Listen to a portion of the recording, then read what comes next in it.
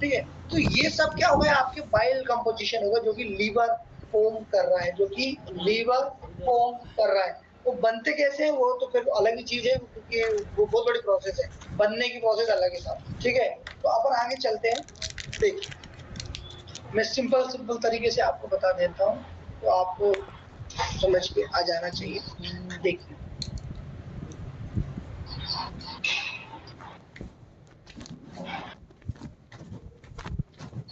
मैंने ये लीवर बना दिया, स्क्रीन में सब दिख रहा है आप लोगों को? यस सर, दिख रहा है।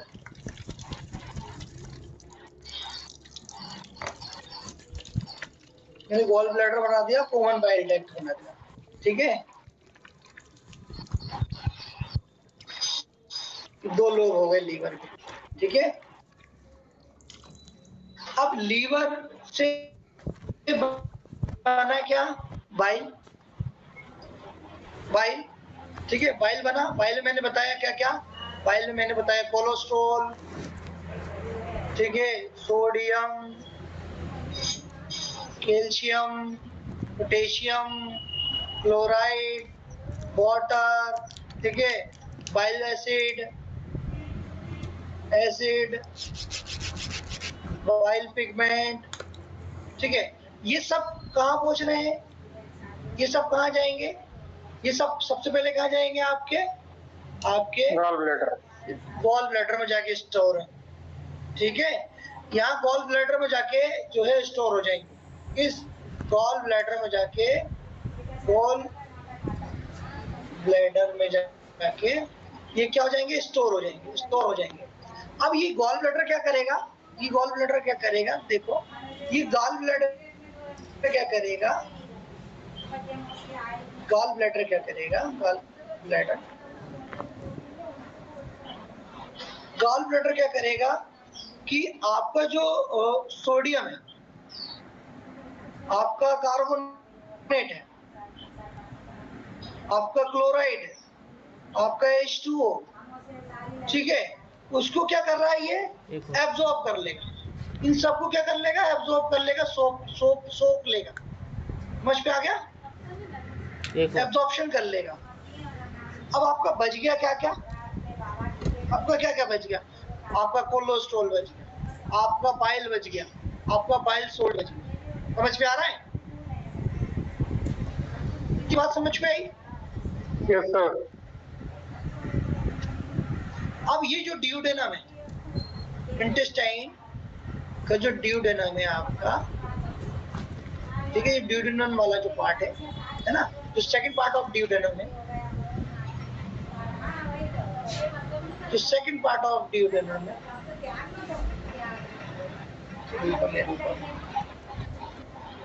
ये सेकंड पार्ट ऑफ ड्यूडेनम है, जिसे मैं बना देता हूँ यहाँ पर।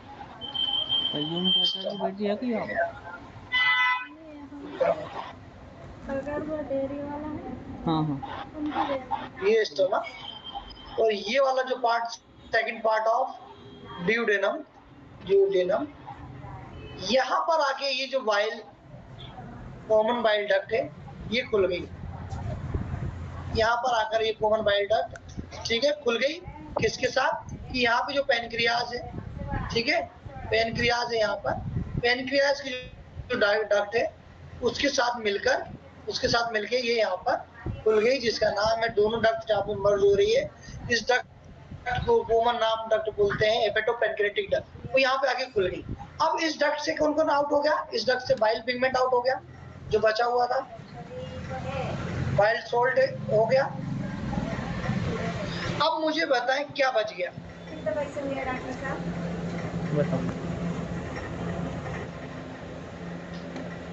बताओ बचा क्या, देखो स्लाइड में क्या बच गया, बताओ जल्दी बताओ भाई। सोडियम, पोटेशियम, कैल्शियम, सब कार्बोनेट सब एब्जॉर्ब हो गए, बाइल पिगमेंट चला गया, आपका क्या कहते हैं बिलिरुबिन चला गया, वो बाइल पिगमेंट चला गया, बाइल सोल्ट बच गया, बचा क्या,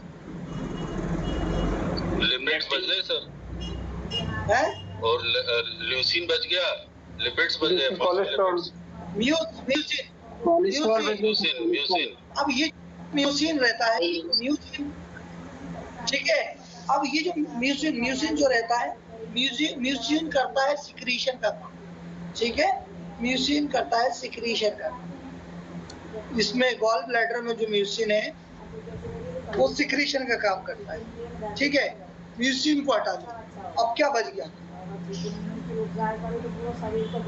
लेकिन कोलेस्ट्रॉल भी बच गया सर। अब कोलेस्ट्रॉल बच गया, ठीक है। क्या बच गया? कोलेस्ट्रॉल बच गया। तो ये जो कोलेस्ट्रॉल होता है, यही प्रसाद, यही सारी प्रसाद की जड़ होती है कोलेस्ट्रॉल। 500 रुपये हुआ। ये जो कोलेस्ट्रॉल होता है, यही जो है क्या होता है, प्रसाद की जड़ होती है आपकी कोलेस्ट्रॉल। जितनी जल्दी अच्छा होने समझ में आ गई कहानी?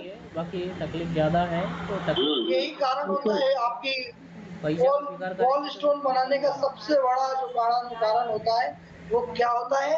ये कोलेस्ट्रॉल होता है जो लीवर सिक्रेट करके नीचे भेज रही है। म्यूसिन तो जो है सिक्रीशन काम करा देगी, उसमें क्या कहते हैं आपके गॉल ब्लैडर मेरे जगह में दूसरा क्या करेगी? सिक्रीशन का काम करा देगी। जो भी बन रहा है आपका गॉल ब्लैडर के अंदर एब्जॉर्ब हो रहा है, निकल रहा है, वो उसको बाहर निकालने का काम करा देगी। गॉल ब्लैडर से सिस्टिक डक्ट से होते हुए बाहर निकल जाएगा, बच गया कोलेस्ट्रॉल। तो जो कोलेस्ट्रॉल होता है वही मदर ऑफ कॉजेस, वही है कारण, ठीक है। वही है कारण कोलेस्ट्रॉल। साथ में जो है इसका साथ दे देता है कैल्शियम, ठीक है, और कुछ हिस्सा दे देता है बाइल पिगमेंट बचा हुआ। लेकिन सबसे ज्यादा जो कारण होता है वो क्या होता है? आपका कोलेस्ट्रॉल होता है। कोलेस्ट्रॉल इकट्ठा होने लगता है बॉडी के अंदर, उस कोलेस्ट्रॉल के अंदर, गॉल ब्लैडर के अंदर, जिसकी वजह से जो कोलेस्ट्रॉल होता है वो वाटर डिसॉल्विंग कंडीशन वाला कंडीशन होता है। वाटर में, उसके वाटर में डिसॉल्व हो जाता है लेकिन एब्जॉर्ब नहीं हो पाता। इस कंडीशन में क्या होता है कि कोलेस्ट्रॉल प्रेसिपिटेट फॉर्म में हो जाता है, प्रेसिपिटेट फॉर्म में हो जाता है कोलेस्ट्रॉल, ठीक है। डिसॉल्व होके प्रेसिपिटेट, क्योंकि एब्जॉर्ब होता नहीं है। अब ये जो प्रेसिपिटेट फॉर्म होता है ना, ये बनाता है आपका गोल स्टोन। ये बना रहा है आपका गोल स्टोन। समझ में आ गई कहानी? ये बना रहा है गोल स्टोन, ठीक है। जहां पर स्टोन फॉर्मेशन हो रहा है किसका? गॉल ब्लैडर के अंदर। कारण क्या क्या हो सकता है बताइए? गोल स्टोन बनने के कारण बताओ। अब मालूम चल गया कि फैट जो है डिसॉल्विंग है, ठीक है। फैट डिसॉल्विंग है, फैट की वजह से हमें जो है देखने को मिल रहा है, ठीक है। तो कारण क्या क्या हो सकते हैं? लिपिड प्रोफाइल चेक करानी पड़नी चाहिए। Cholesterol, excessive cholesterol, diet problem sir. Excessive cholesterol है ना, कोलेस्ट्रॉल हो रहा है, excessive calcium, excessive bile pigment या सोल्ट, ठीक है। ये सब कारण है आपके गॉल स्टोन बनाने के, कॉमन कारण है। आपको जो है समझ पे आना चाहिए। अगर अपन इसकी बात करें कि गोल स्टोन हो गया तो गोल स्टोन दवाई से नहीं निकलता, ठीक है। जिस तरीके से उसकी बनावट होती है आपकी डक्ट की, उस तरीके से जो है गोल स्टोन जो है ऐसे दवाई गोली से नहीं निकलता। अब बताइए मुझे, इतनी नेरो उसकी वो है डक्ट है, तो कैसे निकलेगी? यहाँ स्टोन बन गया तो ये यहाँ फंसना ही है, उसको निकलना नहीं है। तो जिस तरीके से इसका पैसेज है, इस कॉमन बाइल डक्ट का पैसेज है, उस तरीके से तो उसको मतलब निकलना ही नहीं, ऑटोमेटिक। अल्टीमेटली उसको सर्जरी ही करानी पड़ती है, उसकी स्कैनिंग ही करानी पड़ती है, जिसे अपन कोलेंजियोग्राफी बोलते हैं, ठीक है, जिसे अपन ERCP बोल रहे हैं। बता चुका हूँ शायद मैं, ठीक है। तो ये जो है स्टोन को जो है समझने के लिए अपन को जो है कोलेंजियोग्राफी करनी पड़ेगी।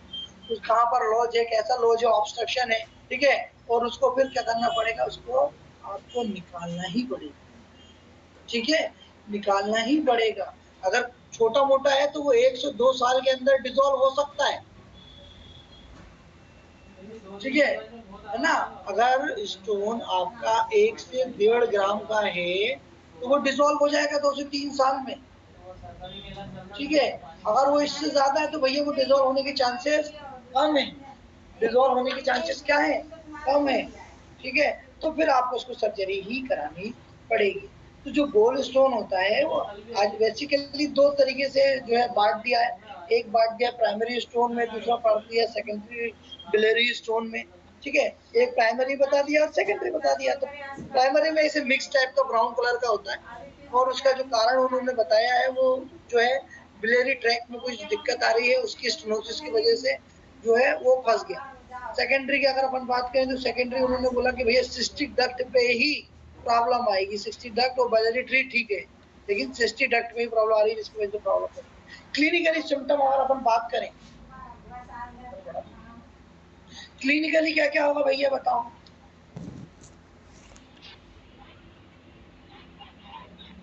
गैस प्रॉब्लम रहेगी sir, pain, gastritis, indigestion, pain right हाइड्रोकॉन्ट्रिब्यूशन में, राइट हाइड्रोकॉन्ट्रिब्यूशन पेन होगा सर। राइट प्लस हाइपोकॉन्ट्रिब्यूशन में अपर एब्डोमेन पेन, हाँ पेन होगा, वोमिटिंग होगी, पेन होगा, कल भी आना वोमिटिंग है। होगी। पेन रेडिएट होगा। कहाँ पर जाएगा भैया रेडिएट? रेडिएट कॉमन पेन जो रेडिएट होगा कहाँ पर जाएगा बताओ? स्केपुला में। स्केपुलर रीजन में बैक साइड में पेन रेडिएट होगा, ध्यान रखना। राइट हाइपोकॉन्ड्रिक रीजन से होते हुए पेशेंट का जो पेन रहेगा वो रेडिएट होकर स्केपुलर रीजन में जा रहा है, तो समझ जाए भैया इसको लीवर की समस्या है, या तो फिर इसको बिलियरी गॉल स्टोन का समस्या है, या तो इसको बिलियरी ट्री या बिलियरी ट्रैक में कहीं कोई ना कोई दिक्कत हो रही है, जिसके वजह से ये समस्या हो रही है पेशेंट। ठीक है, और साथ में मोस्ट प्रोमिनेंट सिम्टम क्या देखने को मिलेगा? मोस्ट प्रोमिनेंट पेशेंट को देखने को मिलेगा जॉइंटिस। जॉइंटिस देखने को मिलेगा मोस्ट ऑफ द केसेस में। मोस्ट जो है मोस्ट क्लिनिकल जो अपन फाइंडिंग रहेगी, क्लिनिकल जो फाइंडिंग रहेगी आप देखें तो आप देखना उनको क्या, उसको जॉइंटिस देखने को मिलेगा, मॉडरेट माइल्ड दोनों। ठीक है, और साथ में क्या रहेगा? और पेशेंट को फीवर विथ चिल या फिर राइगर के साथ। ठीक है, तो ये सिम्टम 3-4 सिम्टम जो प्रोमिनेंट होते हैं, 3-4 सिम्टम प्रोमिनेंट होते हैं। समझ पे आ रहा है? कैसे कि भैया उसको गॉल ब्लैडर में स्टोन हो गया, गॉल ब्लैडर में जो है स्टोन हुआ, और क्या क्या दे देगा वो? पेन दे देगा पेशेंट को और जॉइंटिस दे देगा। ठीक है, और या तो फिर क्या कर देगा, उसमें इन्फ्लामेशन भी कर देगा। ठीक है, ये कैसा स्टोन है? ऑब्स्ट्रक्टिव टाइप स्टोन है, टाइप का गोल स्टोन रहेगा। ठीक है, अगर मान लीजिए वो गॉल ब्लैडर वो कॉमन बाइल डक्ट स्टोन या गॉल ब्लैडर स्टोन है उसको, और वो जो है ऐसी नॉर्मल तरीके से पड़ा हुआ है, ऑब्स्ट्रक्ट नहीं कर रहा है, ऑब्स्ट्रक्शन नहीं दे रहा है, तो फिर वो क्रिएट क्या करेगा? अगर वो स्टेसिस फॉर्म में एक पर्टिकुलर जगह में वो रुक गया तो क्या कर सकता है? वो उतनी जगह में क्या कर सकता है? क्या इन्फेक्शन, बैक्टीरिया हो जाएगा पेशेंट। ठीक है, अब उस बैक्टीरिया की वजह से पेशेंट क्या होगा? फीवर आएगा, सेप्सिस होगा। समझ में आ रहा है? Yes sir, hello, yes sir, आ रहे सर, आ रही सबको समझ में? वो Yes. फोटो और वो आवाज आ रही सभी को? यस सर, आ रही सर। ठीक है ना, तो ये सब चीजें देखने को मिलेगी ऑब्स्ट्रक्शन और स्टेटिस। ठीक है, कॉम्प्लिकेशन आपको पता ही है, अगर कॉम्प्लिकेशन आएगा तो सेप्टिसीमिया हो जाएगा, बिलियरी सिरोसिस हो जाएगा, लीवर सिरोसिस हो जाएगा, सपोरेटिव कोलेंजाइटिस हो जाएगी, सेप्टिसीमिया, ये सब चीजें आपको देखने को मिलेगी। अब इन्वेस्टिगेशन क्या कराओगे? इन्वेस्टिगेशन बताओ इन्वेस्टिगेशन क्या कराओगे? Sir USG abdomen, X ray, CBC, USG abdomen करा दी, ये लेफ्टी। ठीक है, और ये और लेफ्टी क्या सर, कराओगे? एलएफटी करा दिया, और क्या कराओगे?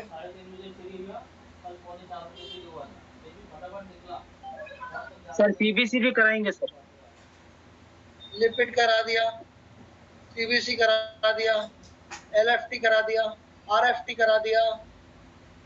अब LFT पे आपको पता चल जाएगा भाई बिलिरुबिन 20 बढ़ा रहेगा। सर एक्सरे भी करा दिया सर। लिपिड में कोलेस्ट्रॉल, ट्राइग्लिसराइड, ठीक है। जैसे- एक्सरे तो मार्क नहीं है, SGPT SGOT ठीक है, वो लीवर में आ जाएगा भाई साहब। और बताओ सर एक चीज पूछना था। अरे पूछने नहीं, पहले जांच तो बताओ। सब मेरे से पूछिए क्या, पहले जांच तो बताओ। सर एक्सरे भी करा दिया। यूरिन बायोसॉल्ट बायोपिगमेंट।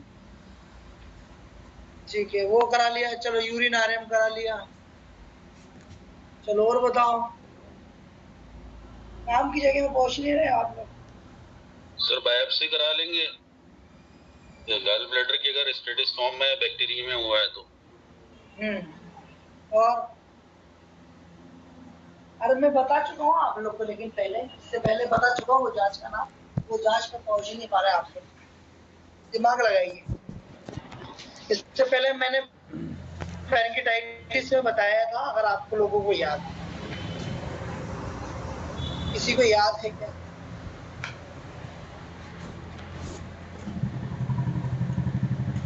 दिमाग लगाइए, क्या हो सकता है। मैं बता चुका।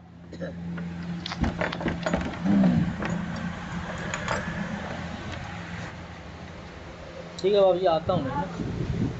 अब दिमाग की बत्ती जल गई।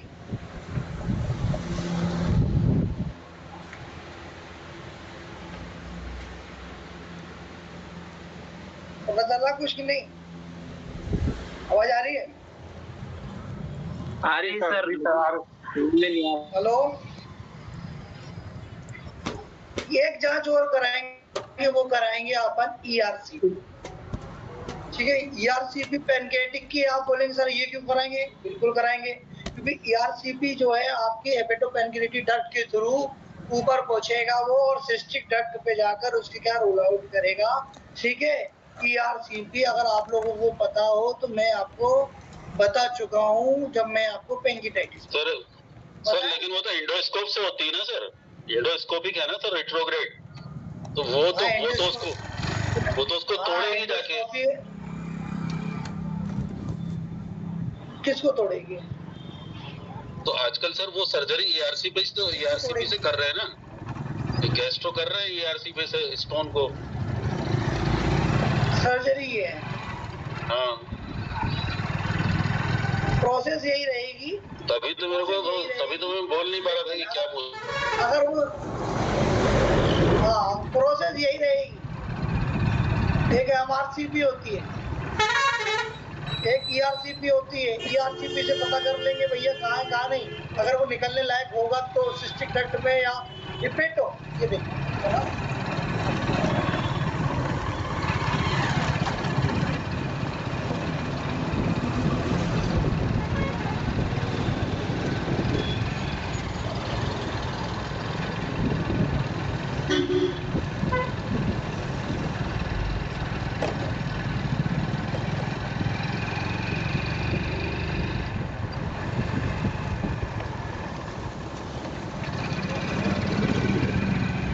मिल गई, दोनों डक्ट मिल गई, और सेकंड पार्ट ऑफ ड्यूडेनम में आके वो खुल गई। अब एंडोस्कोपी गई यहाँ से अंदर गई, ठीक है। तो उसको किडनी, स्प्लीन, पैनक्रियास में जाना आसान है, ठीक है। फिर उसको बाइफरकेट करके कहाँ जाना है आपको? कॉमन बाइल डक्ट पे जाना है। यहाँ तक पहुंच गए वो, अब इससे अंदर नहीं जाएंगे, क्योंकि सिस्टिक डक्ट जो है बड़ी कॉम्प्लिकेटेड है। ये परफोरेट हो गई तो गया पेशेंट, बड़ी प्रॉब्लम है। ये बाइल डक्ट परफोरेट हो गई तो बड़ी प्रॉब्लम है। तो वो यहीं तक जहाँ पर लॉज देखने को मिलेगा इससे कर देंगे। जब इससे नहीं करेंगे फिर वो कहाँ पे आएंगे? ERCP, ठीक है। समझ में आ गया? होगा भैया एंडोस्कोपी की ही तो। सर उसमें जो है इन्होंने इसका नाम सर उसको पेनक्रिया से जोड़ के क्यों रखा हुआ है, कोलेंजियो पैनक्रियाटोग्राफी। भाई कोलेंजियो से मतलब क्या है? मतलब पैनक्रियाटोग्राफी मतलब जो ERCP में CP लगा है कोलेंजियो, हाँ ये कोलेंजियो पैनक्रियो, लेकिन लेकिन इन्होंने उसका उस प्रोसीजर का नाम ही ये क्यों रखा है, जबकि उससे तो वो गॉलब्लैडर का काम भी कर रहे हैं। ये कॉमन बाइल डक्ट, तो यहाँ से पेनक्रियास है। और ग्राफिंग मतलब क्या होता है? किसी चीज का विश्लेषण करना, उस चीज को जो है उसको ग्राफ में उतारना, बताना कि क्या कंडीशन है, किस तरीके का उसमें आपको देखने को मिलेगा। ठीक है, अब अपन चलते हैं। अभी सर्जरी हो गई, नहीं जमा करना, स्टोन हो गया, गोल्ड स्टोन समझ में आगे बढ़े? हाँ सर, हो गया। मैंने अभी दिया तो अब अपन आगे आगे आगे चलते हैं। आगे चलने के बाद दोस्तों समझते हैं कौन सा वाला बता रहे हैं आप? हाइपरनेट्रीमिया एंड हाइपरकैलेमिया। ओके,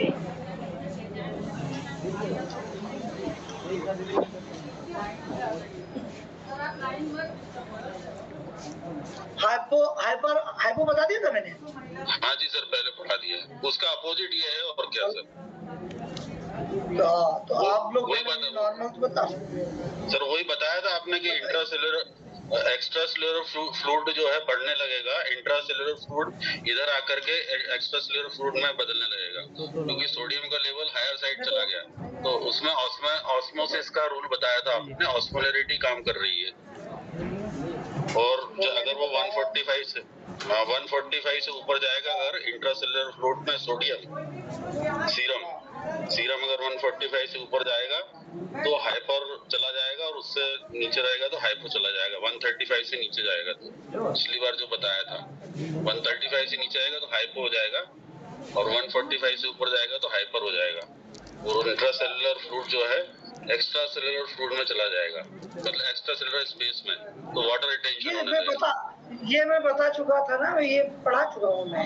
हाइपर में हाइपो सब बता चुका हूँ मेरे ख्याल से। नहीं, पढ़ा चुका हूँ ये, मेरे को याद सर। वो गोपाल जी से क्या है, 3-4 महीने चर्चा चल रही कि अपना वो रह गया, अपना रह गया वो। तो वो हम लोगों ने नोट्स बनाए थे, तो अपन ने सिर्फ हाइपो पढ़ा था, हाइपर रह गया था। चलिए, तो जो सोडियम लेवल रहता है वो क्या होता है, 45 से ऊपर पहुंच जाएगा। 145 के ऊपर पहुंचने से क्या हो जाएगा, हाइपर ऑस्मोलेटरी स्टेट में पेशेंट पहुंच जाएगा।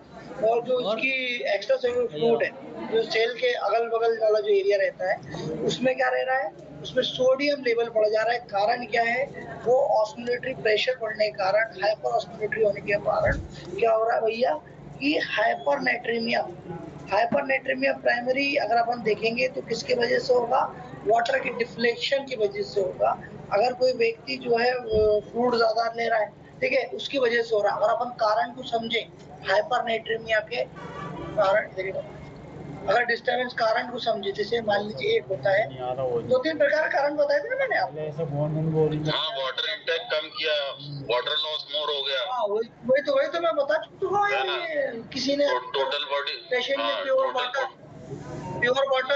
वाटर लॉस हो गया किसी का, डायरिया, वाटर लॉस हो गया, वोमिटिंग, स्वेटिंग, अपन क्या बोलेंगे, डायबिटीज, वाटर लॉस हो रहा है तो उसको बोलेंगे हाइपोवोलेमिक, वो नॉर्मोवोलेमिक हाइपरनेट्रीमिया, यूरोमिक है ना। तो इसमें कारण क्या रहेगा, इसका कारण क्या रहेगा भैया, इसका कारण क्या रहेगा, मैंने बताया था भाई, रीनल कुछ एक्स्ट्रा रीनल लॉसेस हो रहे हैं, एक्स्ट्रा रीनल लॉसेस की वजह से या कोई डिसीज की वजह से जो है ये प्रॉब्लम हो रही है। इसके वजह से क्या हो रहा है कि फ्लूइड निकल रहा है, लेकिन सोडियम जो है जो भी तो बना हुआ है आपका, ठीक है। कोई रीनल जैसे डायबिटिक इंसिपिडस हो गया, उसमें फ्लूइड निकल रहा है लेकिन सोडियम जो भी तो बना हुआ है, समझ में आ रहा है। इसकी फाइंडिंग अपन करेंगे, जैसे मान लो यूरोलॉजिकल फाइंडिंग करेंगे तो उसमें हाइपरटोनिसिटी देखने को मिलेगी यूरिन में, है ना। और इसका मैनेजमेंट क्या रहेगा कि आपको वाटर रिप्लेसमेंट करना है, वाटर रिप्लेसमेंट करना है।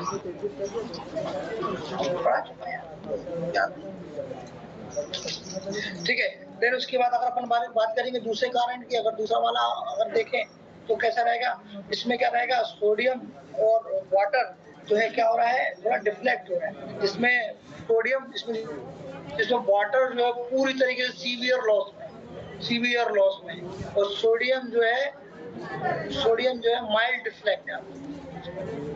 सोडियम जो है आपका माइल्ड डिफ्लेक्ट है, जिसमें क्या हो रहा है, हाइपोवोलेमिया विद हाइपरनेट्रीमिया। समझ में आ रहा है? अब ये किसकी वजह से हो रहा है? कोई जीआई प्रॉब्लम की वजह से हो रहा है। जीआई ट्रैक्ट में कोई इन्फेक्शन हो गया, डायरिया हो गया, ठीक है, डायरिया हो गया, डायरिया की वजह से हो रहा है। क्या हो गया? क्यों हो गया? स्किन जैसे बर्न हो गया है, ठीक है ना, स्वेटिंग कंटिन्यू हो रही है पेशेंट, है ना, फ्लूइड भी जा रहा है और सोडियम भी जा रहा है, ऑस्मोलेटिक डायूरेसिक कंडीशन हो गई। अब इसमें फाइंडिंग, इस पे भी फाइंडिंग देखने को मिलेगी आपको, सोडियम लेवल इस पे भी जो है बढ़ जाएगा, है ना, लेकिन जो है सोडियम लेवल आपको बढ़ेगा, इस पे भी हाइपरटोनिसिटी देखनी पड़ेगी यूरिन, ठीक है। और इसका ट्रीटमेंट भी क्या रहेगा? रिप्लेसमेंट रहेगा, आपको सोडियम का यहाँ पे रिप्लेसमेंट करना है यूरिन बाय NH3% के हिसाब से या फिर मेडिसिन के हिसाब से, ठीक है। अगला मैं क्या बताया, अगला एडिशनल सोडियम इंक्रीज हो रही है, कोई एडिशनल सोडियम इंक्रीज कारण हो सकता है, ठीक है, जैसे डिजीज हुई आपकी हाइपरएडोसिस या हाइपरनोडिसिस, या फिर आपकी हो गई जैसे मान लीजिए कुशिंग सिंड्रोम हो गया, सेंट्रल डायबिटिक इंसिपिडस हो गया, है ना। इसमें जो रिप्लेसमेंट होगा वो ADH का होगा। क्लिनिकली आप कैसे वेरीफाई करोगे? आपको क्लिनिकली कैसे सिम्टम मिलेंगे? क्लिनिकली आपको क्या देखने को मिलेगा? CNS में अलग चीजें देखने को मिलेगी। CNS नर्वस सिस्टम में पेशेंट क्या रहेगा? मेंटली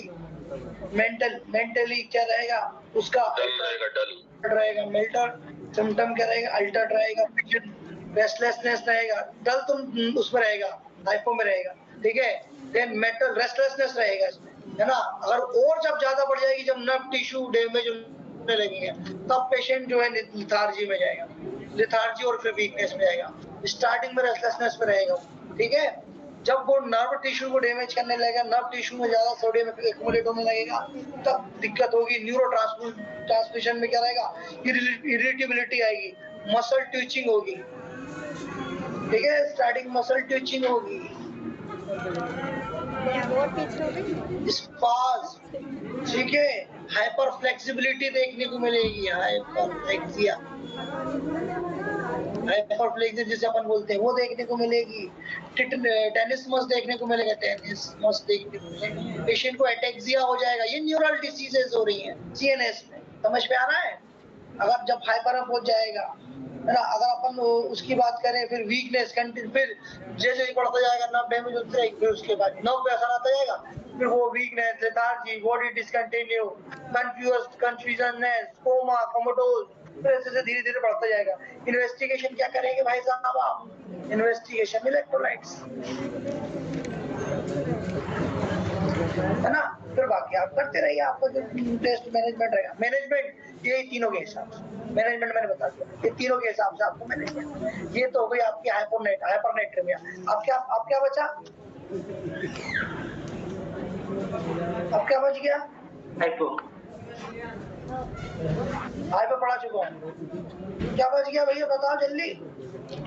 सर सीरम इलेक्ट्रोलाइट कराएंगे, सीरम इलेक्ट्रोलाइट कराएंगे, सभी कराना पड़ेगा, तो CBC वगैरह सब कराएंगे सर। वो तो कराएंगे, लेकिन अब क्या बचा? Kidney function test. अच्छा, अब कुछ नहीं बचा, हो गया सर। अब क्या पढ़ना है? किडनी हाइपरकैलेमिया करवा दीजिए पोटेशियम बता दीजिए सर, हाइपरकैलेमिया बता दीजिए। हाइपरकैलेमिया, हाइपरपोटेशियम, हाइपरकैलेमिया 15 से 20 से ऊपर चला जाए। ठीक है, हाइपरकैलेमिया। अब हाइपरकैलेमिया क्या भैया? सोडियम, पोटेशियम है। ठीक है, सीरम पोटेशियम बढ़ जाएगा। सीरम में जो है पोटेशियम जो है बढ़ जाएगा, उसका कंसंट्रेशन क्या हो जाएगा? बढ़ जाएगा। कितना हो जाएगा? 5.5। 20 mmol से ऊपर जाएगा। नॉर्मल क्या होता है बताओ फटाफट, ठीक है। इससे ज्यादा तो बढ़ रहा है, क्या हो गया वो पेशेंट हाइपर कैलेमिया, ठीक है, हाइपर कैलेमिया हो जाएगा। अब ये किन किन कारणों से हो सकता है, अब किन किन कारणों से हो सकता है, कारण समझो। पहला, excessive potassium intake. Excessive potassium intake मतलब ज्यादा ले रहा है भैया, वो एक्सेसिव ले रहा है, ठीक है। अब एक्सेसिव पोटेशियम इंटेक कैसे बढ़ रहा है, किस तरीके से बढ़ रहा है, किन किन कारणों से हो सकता है भाई? 2 कारण से हो सकता है। या तो फिर वो इंट्रावीनस जा रहा है पेशेंट को, केसीएल जो अपन देते हैं हॉस्पिटल में वो जा रहा है ज्यादा, ठीक है। या फिर हाई कंसंट्रेशन ऑलरेडी ब्लड में बढ़ रहा है, मतलब जो बॉडी के इलेक्ट्रोलाइट्स हैं वो डैमेज हो रहे हैं, पोटेशियम लेवल सेलुलर लेवल में बढ़ते जा रहा है ना। या फिर कोई ड्रग्स यूज हो रही है जिसमें पोटेशियम की मात्रा ज्यादा है, ठीक है। देन दूसरा कारण क्या हो सकता है, सेलुलर डिप्रेमेंट पे भी बढ़ जाता है, सेल डैमेज पे भी पोटेशियम लेवल बढ़ जाएगा, और आपका मेटाबॉलिक एसिडोसिस भी बढ़ जाएगा। मेटाबॉलिक एसिडोसिस पढ़ा चुका हूं ना मैं, इसमें भी बढ़ जाएगा आपका पोटेशियम लेवल, ठीक है। तो इन कारणों में बढ़ जाएगा। शिफ्टिंग देखने को मिलेगी सेलुलर लेवल में, है ना, ये मैं बता चुका हूँ, है ना। हाइपर टोनिसिटी देखने को मिलेगी, हाइपर टोनिसिटी देखने को मिलेगी। कारण क्या रहेगा, शिफ्टिंग होगी के आयन इंट्रासेलुलर टू एक्स्ट्रासेलुलर में जो है के आयन की, अगर अपन पोटेशियम सोडियम पोटेशियम पंप के देखें, ये सेल है, सेल में अगर आपको सोडियम को जाना है तो 2 सोडियम अंदर चले गए आपके और 1 पोटेशियम बाहर आ गया, ठीक है। तो सोडियम अंदर सेल में जाते जाएंगे, पोटेशियम बाहर आता जाएगा। तो पोटेशियम जब बाहर आता जाएगा तो आपकी सेलुलर लेवल में पोटेशियम की मात्रा बढ़ जाएगी, ठीक है, पोटेशियम की मात्रा बढ़ जाएगी। डिसीजेस क्या क्या हो सकते हैं, ग्लोमेरुलर फिल्ट्रेशन में डिसीज हो गई, किडनी डिसीज हो गई, पॉलीफेटिक रीनल डिसीज हो गई, ठीक है। हाइपोवोलेमिया के केस में हाइपोवोलेमिया में देखने को मिलेगा, ठीक है। मेटाबॉलिक एसिडोसिस में देखने को मिलता है ना। कोई ड्रग दे दी, जैसे मान लीजिए हाइपर एल्डोस्टेरोन वाली कोई ड्रग दे दी, उसमें देखने को मिलेगा, ठीक है। ऐसी को बहुत सारी क्लिनिकल चीजें रहती है जिसमें आपको क्या देखने को मिलेगा, आपको हाइपरकैलेमिया देखने को मिलेगा। कारण अब सिम्टम्स क्या क्या रहेंगे, पोटेशियम लेवल अगर बढ़ जाएगा तो पेशेंट क्या होगा, टिंगलिंग, ठीक है, पैरालिसिस कंडीशन में हो गया। अगर क्लिनिकल सिम्टम की बात करें, पोटेशियम लेवल अगर पेशेंट पे बढ़ रहा है, नर्व मस्कुलर की बात करें, नर्वस मस्कुलर की बात करें, तो उसमें क्या क्या देखने को मिलेगा, पेशेंट को टिंगलिंग सेंसेशन होगा, है ना, पेरिफेरल में। पेशेंट को जो है पैरालिसिस मतलब पैरालिसिस की कंडीशन जैसी हो जाएगी, मस्कुलर वीकनेस होगी, अटैक्सिया देखने को मिलेगा, फ्लैसिड पैरालिसिस देखने को मिलेगा, जैसे अपन को गुलिन बर्ड सिंड्रोम में देखने को मिलता है। रेस्पिरेटरी मसल्स पैरालिसिस हो जाएगी, जो कि हमें गुलिन बर्ड सिंड्रोम में गुलिन बर्ड सिंड्रोम पढ़ लिया? नहीं सर। चलो बता देंगे। गुलियन बर्ड सिंड्रोम में जो है देखने को मिलेगा। अब कार्डियक एक्टिविटी में देखिए, अगर पोटेशियम लेवल बढ़ गया तो पोटेशियम लेवल अगर कार्डियक एक्टिविटी में बढ़ गया तो जो टी वेव होती है वो टॉल हो जाएगी। टी वेव हमें टॉल देखने को मिलेगी जब पोटेशियम लेवल बढ़ जाएगा। एसटी सेगमेंट डिप्रेस देखने को मिलेगा, और अगर पोटेशियम लेवल ज्यादा बढ़ गया तो एवी विंडल नोड ब्लॉक हो जाएंगे। एवी नोड क्या हो जाएंगे, ब्लॉक हो जाएंगे। जब एवी नोड ब्लॉक हो जाएंगे तो पेशेंट गया, ठीक है। तो ये आपको किसमें कार्डियक में देखने को मिलेगा। अगर अपन डायग्नोसिस की बात करें, कैसे देखेंगे, इलेक्ट्रोलाइट्स देखेंगे। इलेक्ट्रोलाइट्स में अगर हमें हाइपरकैलेमिया देखने को मिल रहा है तो प्रिडिक्शन को फिर बाकी आप पेरिफेरल जांच कराते रहिए, ठीक है। ट्रीटमेंट यही रहेगा, रिप्लेसमेंट करेगा। डायलिसिस अगर ज्यादा है तो जो है आप कम करोगे, फ्लूइड रिप्लेसमेंट करोगे। अगर बहुत ज्यादा हो रहा है तो फिर आपको क्या करना पड़ेगा, आपको कैल्शियम ग्लूकोनेट देना पड़ेगा, आपको जो है मैग्नीशियम सल्फेट देना पड़ेगा। ये ट्रीटमेंट होंगे। आपको डायग्नोसिस देना पड़ेगा, ठीक है। तो ये ट्रीटमेंट होंगे कि हाइपरकैलेमिया के ट्रीटमेंट होंगे। आपको कैल्शियम ग्लूकोज देना पड़ेगा, ग्लूकोनेट जो इंजेक्शन होते हैं ना वो देना पड़ेगा 10%, है ना। देने के बाद ग्लूकोज भी दीजिए आपको, है ना। ग्लूकोज जो होता है ना डीएनए, वो भी रिप्लेस करता है हाइपरकैलेमिया को, ठीक है, इंसुलिन के साथ। देन उसके बाद वो जो है आप न्यूबलाइज कर सकते हो पेशेंट को, है ना। आप सोडा बाइक आप दे दीजिए, सोडा बाइक आप भी देते हैं, ठीक है। तो ये सब चीजें देंगे। अगर इनसे भी कम डायलिसिस के, ठीक है। फिर आप डायलिसिस करिए, हेमोडायलिसिस और पेरिटोनियल डायलिसिस, कब जब कम नहीं होगा, ठीक है। चलिए धन्यवाद, आपका सब मैंने खत्म कर दिया, आप मुझे कल बता देना। धन्यवाद सर। सर जी, ठीक है। हेलो सर इतना फास्ट आपने हाइपरनेक्टेमिया आपने 3 जून को पढ़ाया था सर, पढ़ा चुके ना? 3 जून को पढ़ाया था, 3/6। मैं तो बोलूँ मैं पढ़ा चुका हूँ यार, जब तो। जी सर। चलिए कोई बात नहीं, फिर से पढ़ लिया अपन ने, कोई दिक्कत है ना, कोई बात नहीं। अब आप मुझे बता देना कब क्या कौन सा पढ़ना है, तो अपन को ले लेंगे। जी सर, कल बता देंगे शाम को। ठीक है, आज ही शाम को बताएंगे ना, कल शाम को? जी आज शाम को बताएंगे सर। चलिए। हाँ।